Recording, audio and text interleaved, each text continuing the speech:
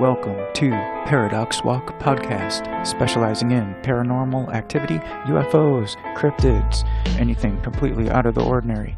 Today's episode, we'll be going over hospital stories, stories from nurses, healthcare workers, and shadow people in hospitals.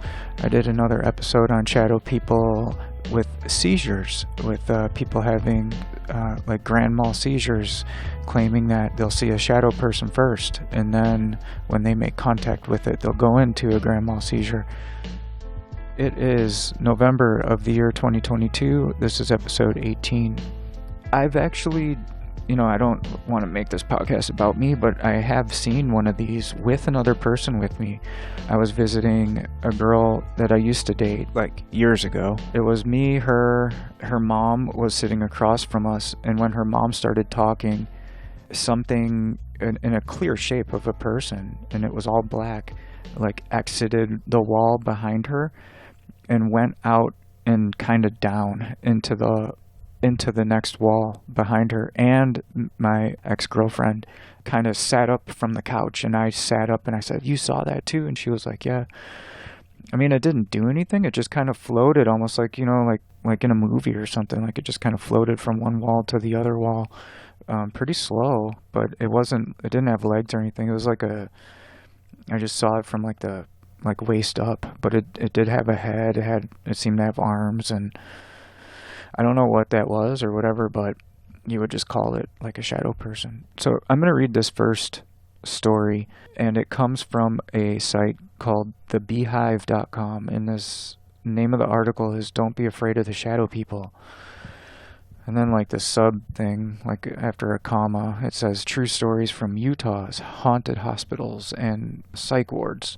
The story, when somebody started working at the place, they were told right away. Let me read the quote here. The man's name is Hubner, and he worked in the youth building of the Utah State Hospital. His first night on the job, a kind, older woman offered Hubner some advice. "Don't be afraid of the shadow people," she said. "If you see them, they won't hurt you." Hubner found the advice odd, but unnerving, but figured she must have a reason for saying it. A month or so later, he realized he hadn't seen the kind woman that told him that since his first night. So Hubner says, quote, "I asked one of the night staff where she was, and she told me she had died. She died at work, in the break room." So then the author of the article says, "So be afraid of the shadow people?" Hubner remembers the youth building as being very creepy, and being told by the powers that be that there were certain areas he should not go in. He describes the mood of the space as miasma, a word that I had to Google. So I'm going to look up what that word means. The word means a highly unpleasant or unhealthy smell or vapor. Quote, "I didn't enjoy being there. I felt unsettled when I was in there." There's another lady, Celia Navajar, who worked as a social worker and psychiatric technician in the hospital for over 15 years, shares similar sentiments about that particular part of the campus. Navajar says, "It was such a deep uneasiness and weird feeling to be in there. I'd begged some other staff to go with me. I didn't dare say much about it because it was my duty to go there. I still remember the torment that I went whenever I had to be in that place by myself." Navajar reports seeing a crudely made restraining chair. Think of an electric chair without the electricity, and it had been made by one patient and used on other patients, stored in the basement. Technically, that's not paranormal, but yikes. Carl Jensen worked as a therapist at Utah State Hospital in the 70s and 80s. One of his patients reported repeat occurrences of a black figure following her into the restroom, jumping to the top of the stall and then leaping from stall to stall. I'm going to skip around here. So Jensen wrote the patient's reports off as delirium. He was working in a mental hospital after all. When a second patient reported similar sightings, Jensen assumed it was a story the two patients had fabricated together for whatever reason. It was only after a nurse witnessed the shadow stall jumper and asked to be transferred to a different hospital did Jensen then begin to believe that an actual sinister being may have been haunting the ladies' room. However, once the nurse transferred hospitals, the shadow figure was never seen again. Interesting. So there's another case of a shadow person following somebody, right? Or, I don't know. Sometimes when you read enough of these reports, you don't think that it's a coincidence. Anyway, quote, Jensen had another patient who would become possessed by some demon figure every couple of months. The patient would ransack her room and pick up her bed, which was bolted to the floor. She would barricade herself in the room so none of the doctors, nurses, or security could get in. Then she would rip off her clothes, rip her hair out, and try to escape by running full speed into the wall. So that's fun. It goes on. In 2007, Emily Argyle worked in a IHC nuclear medicine pharmacy. Part of her job was delivering medications to different medical facilities around the valley.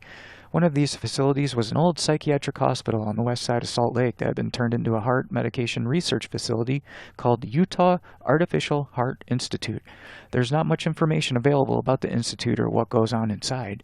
The only way I was able to learn the name was to look at the animal testing registration sites. Argyle explains animal testing was a major part of the facility's operations from what she observed during her visits. The place smelled of blood. Sheep and pig carcasses hugging the doorways of labs. It was literally a horror movie, Argyle explains. She explains going there was such a horrific experience that she and her co-workers would argue over who had to make the drug deliveries. She lost the fight one morning and made her way to the lab at 6 a.m. Argyle entered the basement level and waited for the elevator that would take her to the third floor. While she waited, she heard a rattling sound she had trouble identifying. I turned to my right, and the doorway that led to the hall had a padlock on it that was locked and vigorously shaking as if someone had a hand on it and was pulling it back and forth and rattling it against the door, trying to break the lock, Argyle says. She cursed loudly and ran up the stairs as fast as she could, searching for someone to tell, but the only other person in the building at that early of an hour was a janitor who spoke no English and was unable to understand her expletives or her report of the sighting. Argyle dropped off the medication, took the stairs back down to the basement, and ran past the door, anxious to get out. Then I stopped myself, and I turned around, and I was like, I have to go back and check this out, she says, and sure enough, as she went back, that lock began to shake against the door. Argyle watched the padlock violently shake, listening for any indication someone might be running a vacuum, moving heavy objects, or doing anything that would cause the padlock to move. I probably sat there for 20 seconds staring at it, trying desperately to grasp some kind of logic. I'd never had anything paranormal happen before that, and I had nothing. So I turned around and I ran and I left the hospital. One of my friends told me about something that he watched that had a couple interesting things about hospitals, and it seems that some of these hospitals are almost like inundated with these shadow beings or creatures that will almost go after a patient where they have their affliction. So like if they have something on their leg or something, like these nurses and doctors they report seeing these things going after these parts of their bodies where they're having these issues. And what made him bring this up in the first place was somebody telling me, a girl that had breast implants done, and she was telling me about the surgery. She said that she woke up during it and she could hear like the doctors like talking and stuff, and she couldn't move. And she couldn't like let them know that she was awake. And she said it was really frightening already. And then she said what happened next was like two big claws came up from underneath her and grabbed her around the chest and started bringing her down and down into like some pit or something.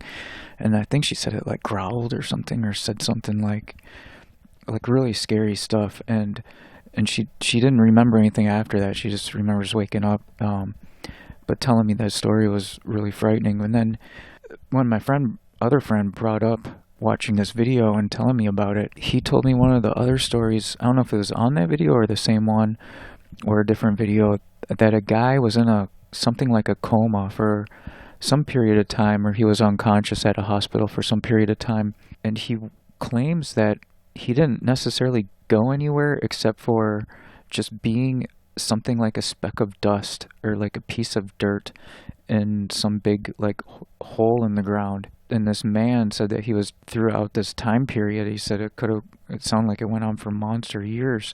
He was trying to push himself up he was trying to get out of this pit. And he said his consciousness was just this one little point, like this one little speck of dirt. And all he did is for this whole time period was try to get up this hill, try to get out of this thing. He was like trying to force himself and will himself up this little dirt hill. And I guess this went on for what seemed like years to this man.